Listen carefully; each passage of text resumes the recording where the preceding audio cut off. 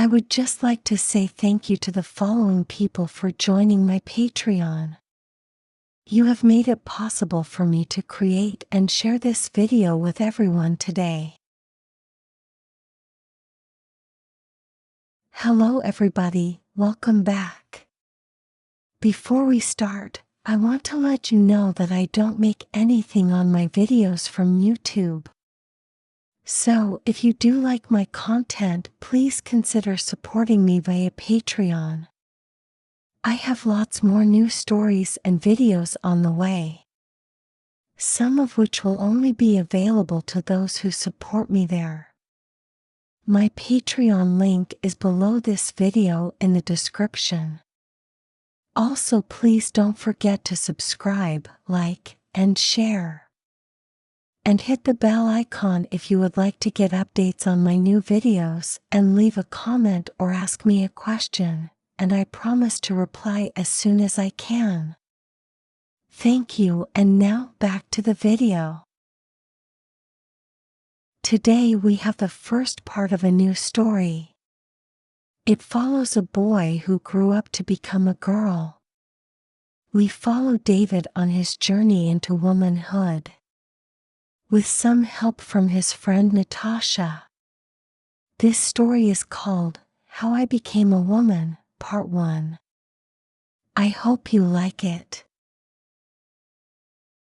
My name is David. I am 20 years old and I live in Las Vegas.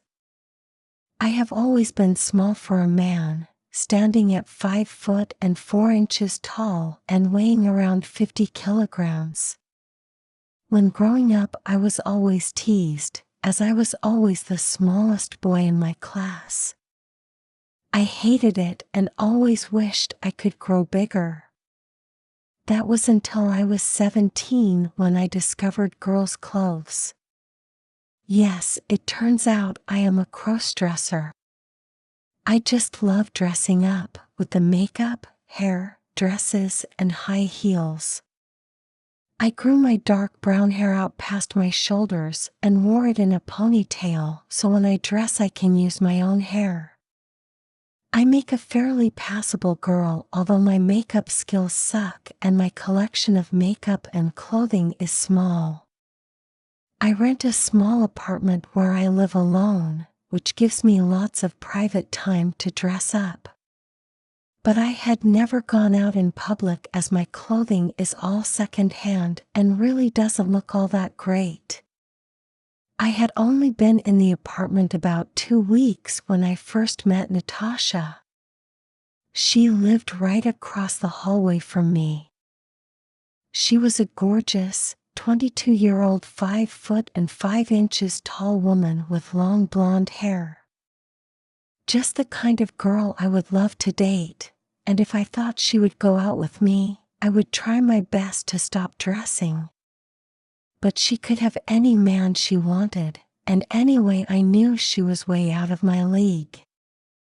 She worked at the Paris Hotel Casino as a cocktail waitress. We would occasionally meet up in the hallway and talk about many different things.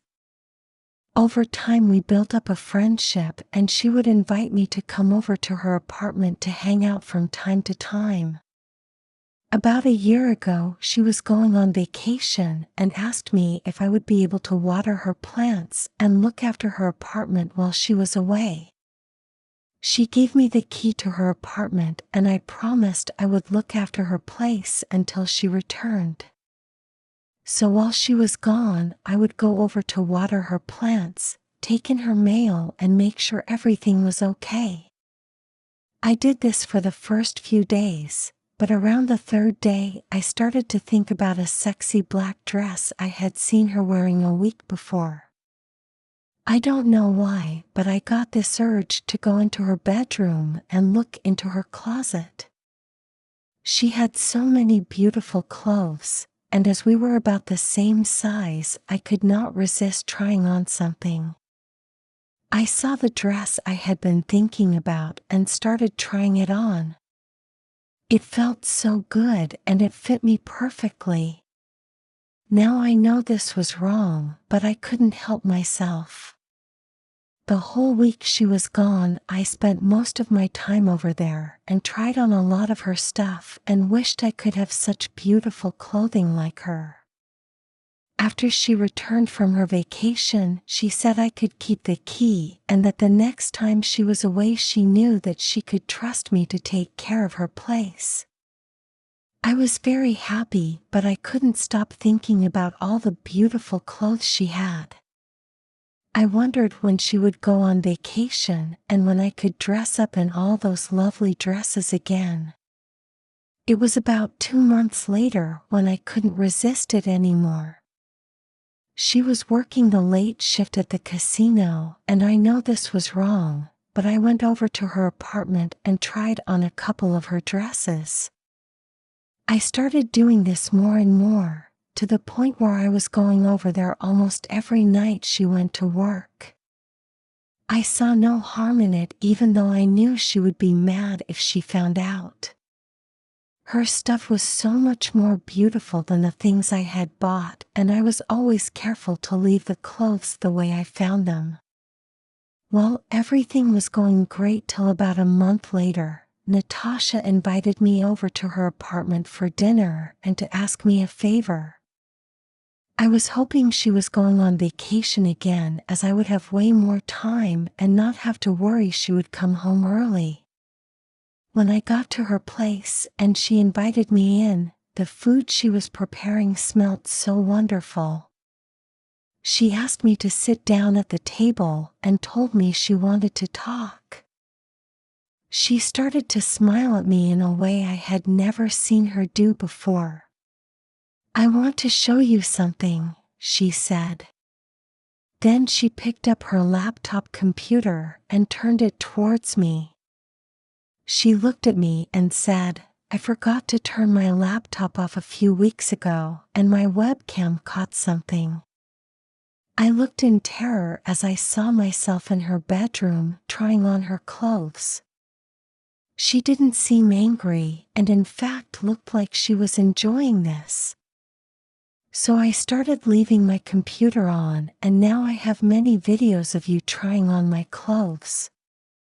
I was really scared. I started to apologize, knowing we were done as friends.